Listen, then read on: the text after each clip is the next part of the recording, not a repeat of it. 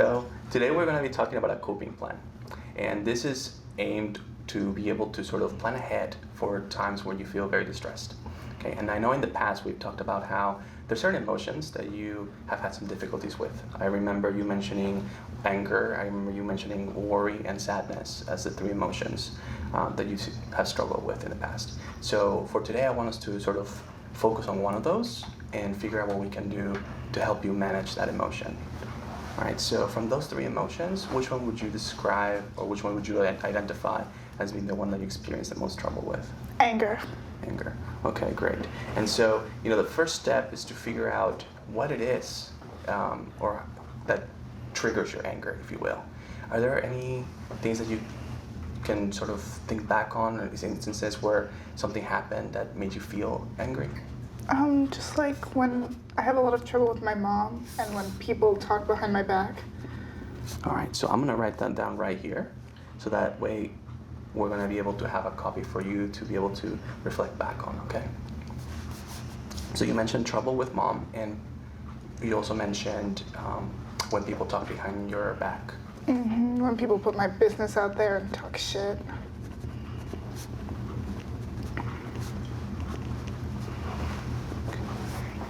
Totally, and that totally makes sense, right? I mean, if people are talking behind your back, that I think most of us would feel or start to feel angry at that.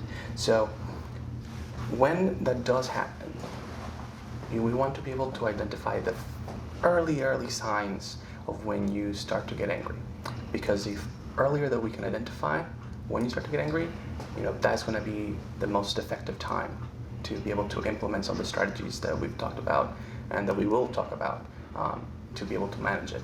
Right now, we don't want to wait until it's when you're like really heated, like on a scale from 0 to 10, when you're at 10 and you're like super angry, because then it might not be as effective. Right now, that's not to say that, and I really want to clarify this point, which is that anger in and of itself is just an emotion, right? It's not a bad thing to feel angry. I think we all feel anger as part of our human experience, but we just don't want it to get to a point where it may lead us to do some unhealthy decisions. Does that make sense? Yeah. Okay, great. So thinking about the signs or the things that you feel when you start to get angry, what happens? Well, my face looks really mad. It looks mad. Okay. Anything else? I start to give one-word answers, and my thoughts start to go really fast. I also get really hot.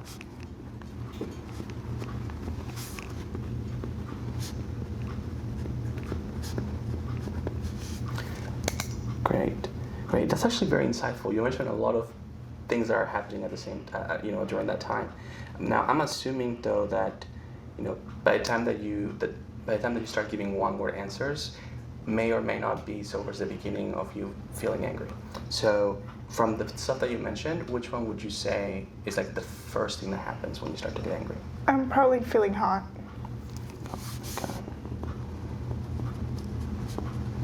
Perfect. And now we're going to sort of shift gears and talk about, okay, when you are feeling hot, what are the things that we can say or do to sort of help us manage how angry we feel?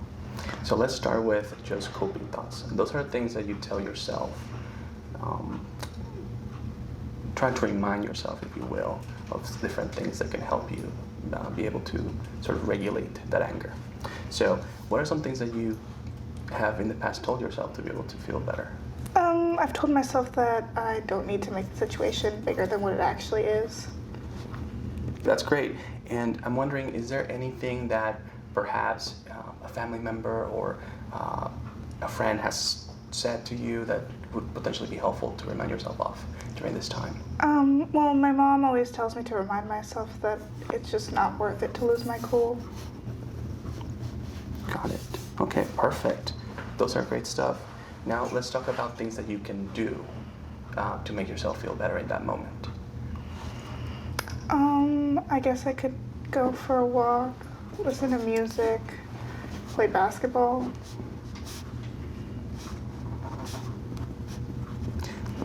Those are all fantastic ideas. Those are three great fantastic ideas.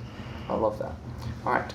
Now the last thing that I want us to talk about is I want us to identify some people that you can request help from, and a specific request you can make from them for you to be able to, whenever you're in this situation.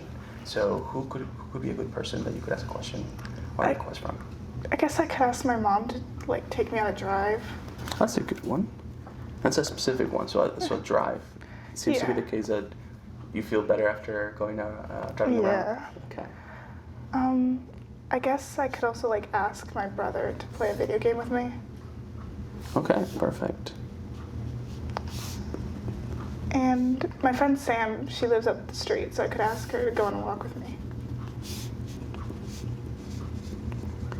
That's phenomenal. Okay, great. So 3 different people and 3 different specific requests that you could make in that moment that could potentially help you. All right, so now I want us to sort of shift gears and talk about situations that may make you angry. All right, so think about whether it's a situation in the past or something that you could foresee happening.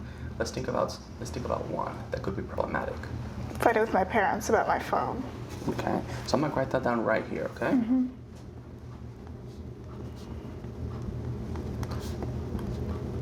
And tell me more about the situation. So why are you fighting with parents about your phone? Because they take it away for no reason, and I never know when I'm gonna get it back.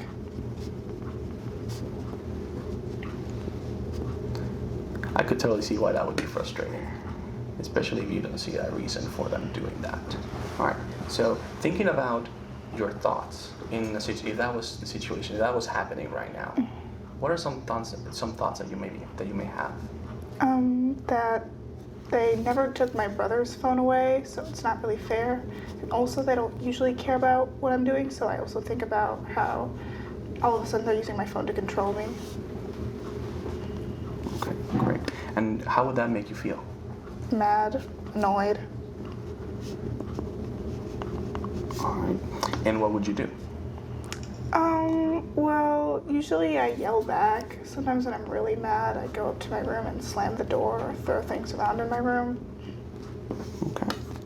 All right. So now I want us to think about what you could tell yourself, in terms of your thoughts, that could potentially help you with,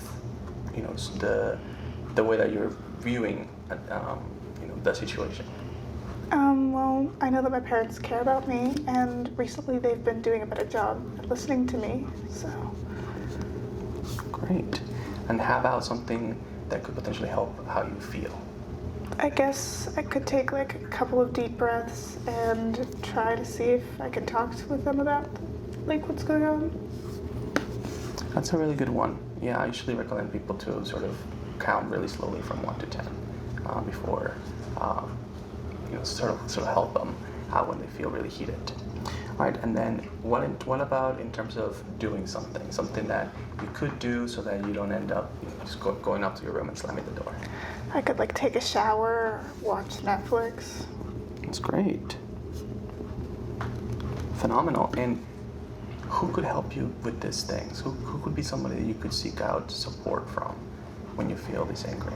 Maybe my brother. Like, I trust him, and I like to do a lot of things with him, so yeah.